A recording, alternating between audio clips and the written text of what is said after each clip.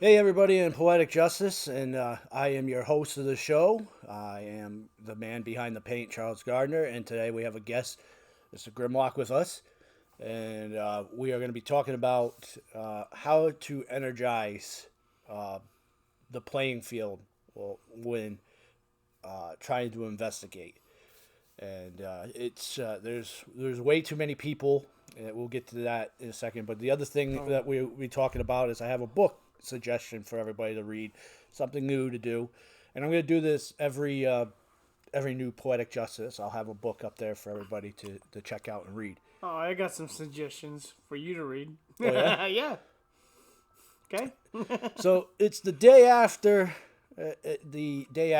Guy Fawkes Day, and Remember the Fish. fifth of November, not the fourth. it's the 5th of November. Yep.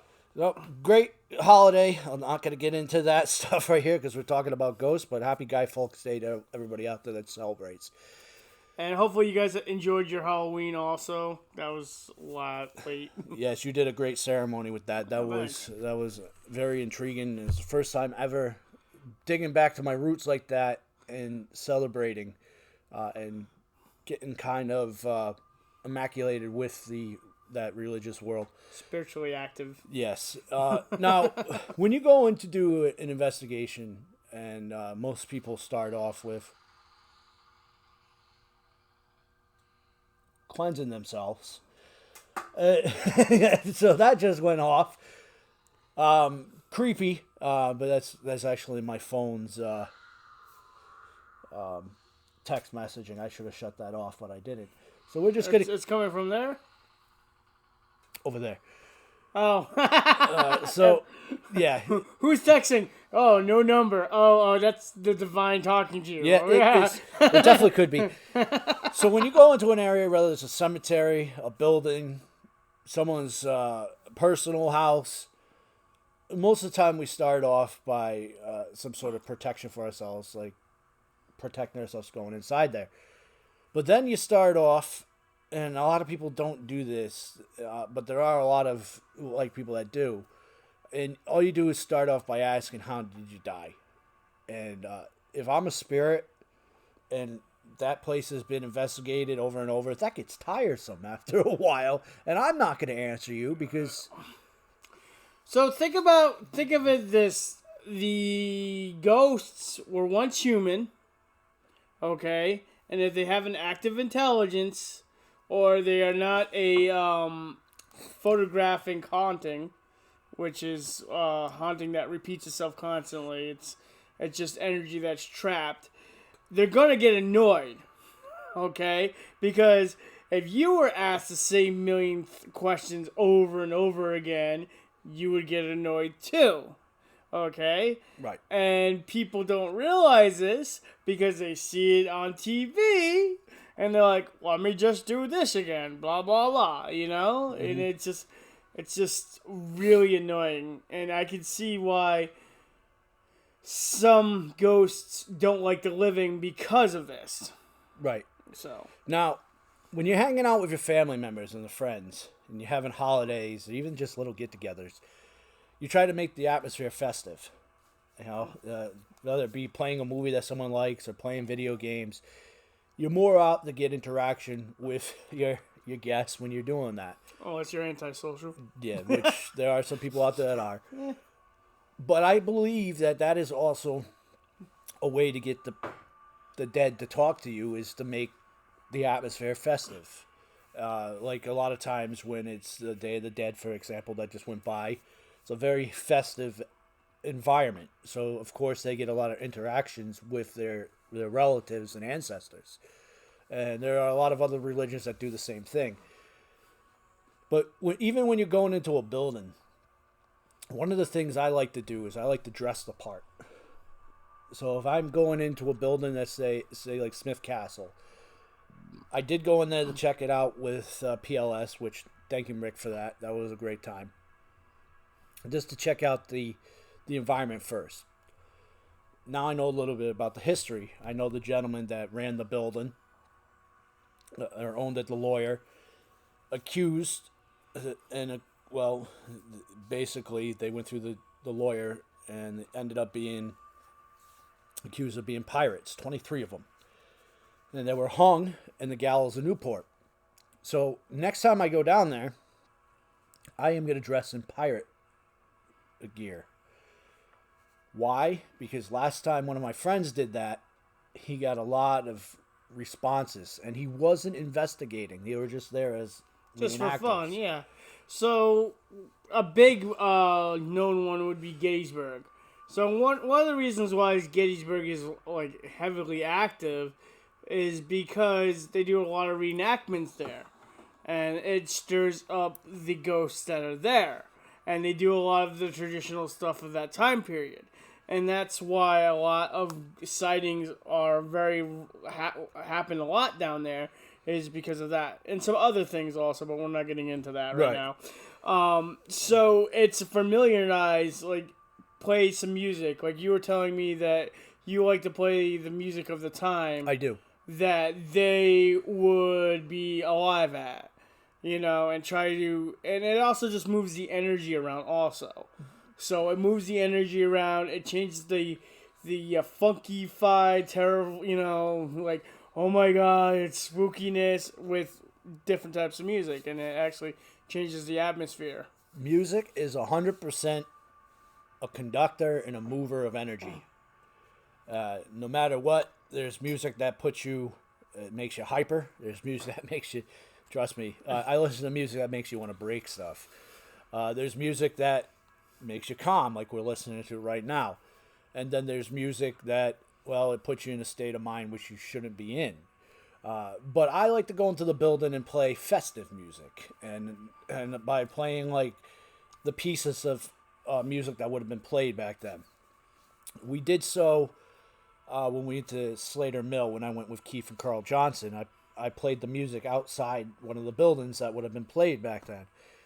And wouldn't you know, get inside that building, active as all hell. Yeah, a lot of kids there. Yeah.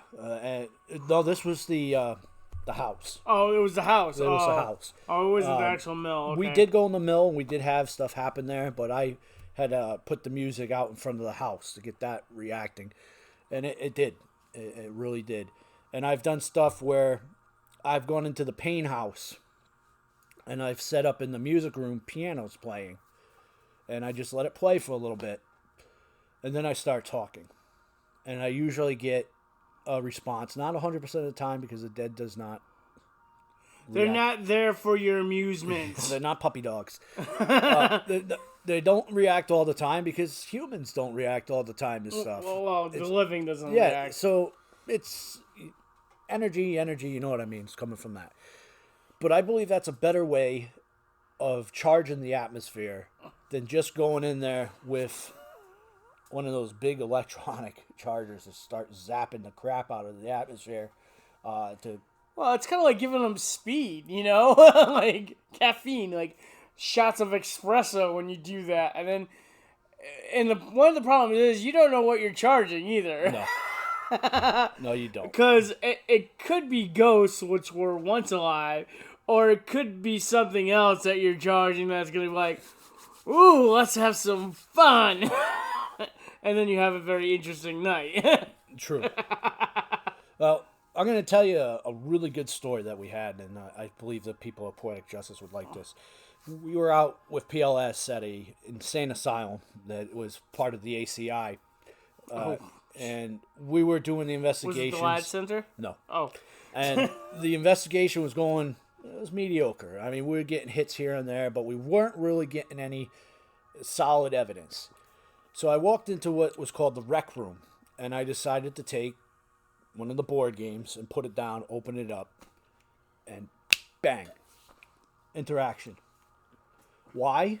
Because I'm sitting there doing something that they would have done when they were alive. It was reenacting something that would have been fun for them. So, of course, they're able to come over and see that there's a game board there, and it puts them a little more at ease. That's just my thought. Another way to do it is get a medium or a real psychic to go with you, and that they will actually help you communicate and get more productive things, like when we had Nicole with us. That was very interesting thing, right? If you guys didn't see that, go back and see that. It's up on the Poetic Justice. And make sure that they're real, like legit, because some people are like, But it was very interesting because she was like, "Oh, you need to come here," and as soon as we went over there, we had all kinds of stuff like happening, and it was really interesting, and that's because like they can see or feel or like see that they're kind of like lighthouses. I would say they're like human lighthouses for the dead, and the dead are attracted to that, so you'll get more responses from that also. From having a medium there, whatever, and you're not just like throwing technology out there all the time, you know? Like, oh, look at all those shiny things I have. Technology's great. It is. It's okay. It does its thing, but I don't think it works all the time. I mean, you think back in the old days when they didn't even have the technology, and there was mediums and people out there that were able to interact with the dead without technology. You know, technology has made stuff. They would just use a simple recorder and white noise, you know, something simple like that, you know. We didn't have all the stuff that the TV shows and stuff like that. And yeah, sometimes I feel like it's like sponsors for like paranormal investigations, like it is basketball. Like Nike's like, oh, look at what I used, you know. It's like, oh, okay. And it definitely it is a way of sponsoring and selling that. I mean, it bringing out the new toys, and it allows the other people that are interested in the paranormal world to say, "Ooh, I want that," because there is a company that makes that stuff predominantly for us. And whether it works or not, sometimes we're suckers and we go for it and we pick it up. You take something as simple as a K2 meter, which wasn't meant for ghost hunting. There are companies now that specifically release that for ghost hunting and charge you $72 for that sucker. And it's a simple instrument. And like I said, it wasn't used for that until afterwards when people started showing that. What I'm saying before we go to closing this is, first of all, it's a lot better to charge atmosphere with positive energy than it is negative. One of the things I'm going to leave at before we go to the book, don't ever go into the place, piss it off, and then don't be a perfect. Yeah, don't go in there and start telling it to hit you or show yourself like demanding stuff, because it's not going to listen to you. Maybe that one chance. Or it will. It will, and you're going to regret that. You're going to be sorry because it's going to come home, and all this bad crap is going to be happening. And that's just for a beginner out there, and because I started off as a beginner and I didn't know any better, and I did some of the stuff that other beings did, and I pay for it now. I still have issues where I go into places where the spirits remember me and tell me such things as piss off. So just remember what you do. The possibility is that spirit might remember you. Just don't go in there with negativity. And the last thing, don't ever give someone permission or a spirit permission to drain another person's energy. Don't do that. Yeah, so we'll back up. When we did the investigation of the old graveyard that Chuckles is a haunt, that's one of his places that he goes. He was like wiped out, and I'm like, why are you so wiped out? He's like, well, I went to another investigation, and somebody said, you can use our energy. And I looked at him, I was like, no. I was like, if I was there, I would have smacked that fucking guy in the head. Excuse my French. I'm German. And I was like, no, you can't use my energy. You're not allowed to use my energy at all. If you want to suck all his energy, go for it. But you're not, you have no permission to do that. Because I am not going to put myself in trouble and my, safety at risk because you're being stupid, Yeah. So, I promised I would do this, and I'm going to. Boy, this is upside down looking. No, it's gonna be fine. So this is the book Graveyard, and it's written by Ed and Lorraine Warren, and with Robert David Chase. This has a lot of great cemeteries that if you're looking to investigate, hit them up. There's a lot of good stories inside of this.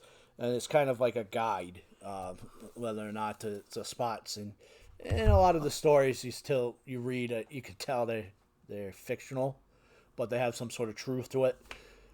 Really good book, and it's pretty easy to find, especially if you're in the Rhode Island area. I just found this out. And you want to get a book that your library doesn't have, the library can actually order it. Yeah, interesting. And they can bring it from anywhere around the United States. And it gets dropped off. So that book is Graveyard. And again, it was made by Ed and Lorraine Warren. I mean, they're pretty much I would say the godfathers and godmother of the paranormal world. Well, besides the other guy who was doing a lot of paranormal investigation. Yeah. I forget what his name is. One thing I will have to say about graveyards is if you want to do a lot of investigations of hauntings, I should just try not to go near graveyards a lot, because a lot of ghosts don't hang around there like human. Of course, like ghosts. When I say ghosts, I mean humans that were once living. In most cases, a lot of the lower vibrational things like to hide in there most of the time, and people tend to do stupid things in graveyards also. So if you get a lot of, you see that? Huh? Something just went right across the screen like that. As I said, stupid things. Oh yeah, so it's agreeing with me. I'll have to check that out after. Yeah. Stupid things in graveyards. There goes. Right on the screen, went right across the the bookshelf. I did not see it. Yeah, you're gonna have to play that back. We just had 2 hits. By the way, ladies and gentlemen, I know we're gonna leave, but this box behind us is an old morticianer's box, and the place that we're filming in now has the has Interesting energy. interesting energy. Now that was smoke from the incense. Yeah, this is smoke. Yeah. Like I said, it has lots of interesting stuff inside. Yeah, it's not just ghosts around here. There's other things, but But thank you for listening. time. And next time we come back, maybe we'll touch on something else paranormal. Maybe, I don't know. What do you think? So, what are your suggestions of you guys want to talk about from for the Poetic Justice? What are some experiences you have had? What are some of the things you guys want us to talk about? Like I've been putting up questions on the page, Yeah. and stuff like that.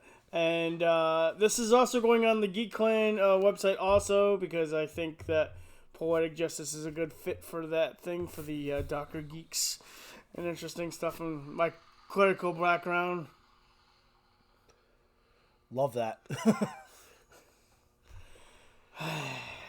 I wonder who's like texting you right now. I don't know. If there's nobody texting me, we're out of here.